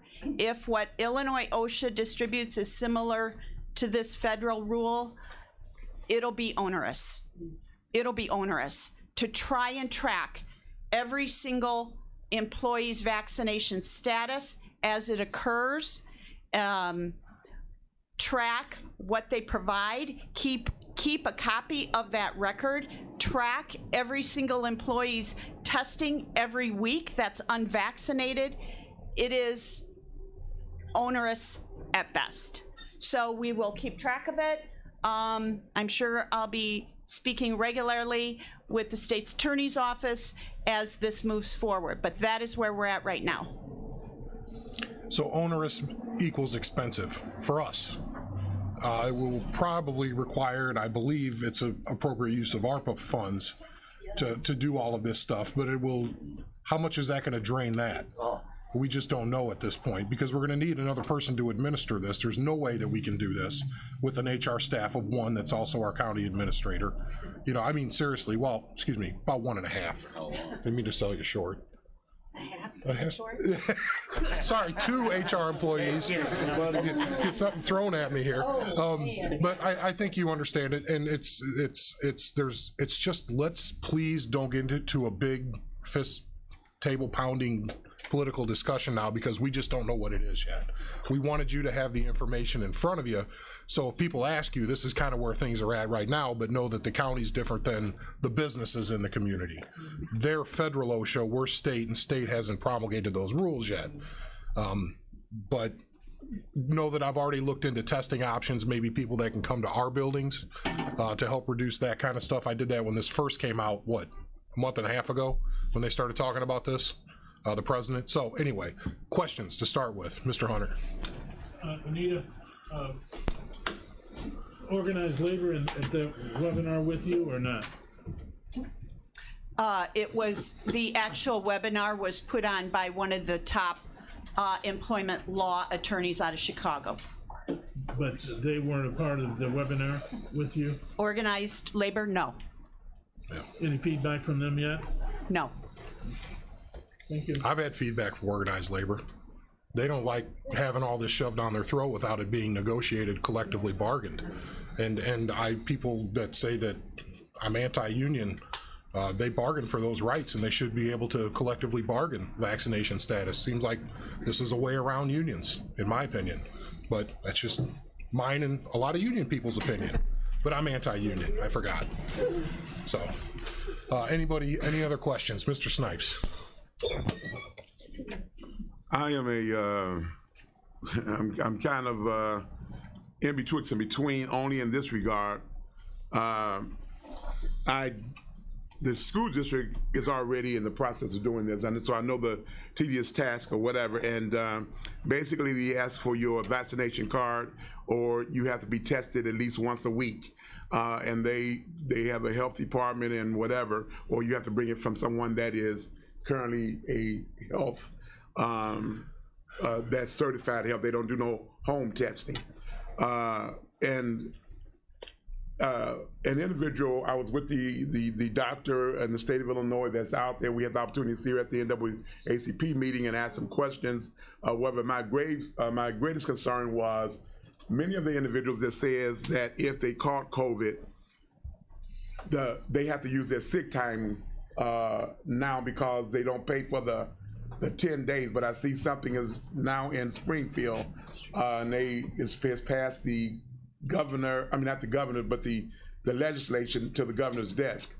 What I probably need to know is, even if we did the testing, I know it's going to be laborious. Someone says laborious. If you have a vaccination card, you just present it. You don't have to. But we still wear masks if we are in, because I'm vaccinated. But if I'm in 3 feet of students and all of that, and we have 1,500 students. And been going strong since then. So what I do is I wear a mask as a way of protection. If we're going to set up, and we know that this is coming, we know this is coming, are we making any type of provisions to have a file cabinet for those that are tested, that's already got the vaccination card? So the only ones that we then would have to focus on are those that are being tested, and then that would have to be every week or 2 weeks or whatever I guess the county would come up with as far as that's concerned, is what I'm hearing. So the rule came out on Friday, so if you're asking between Friday and today whether I bought a file cabinet, no.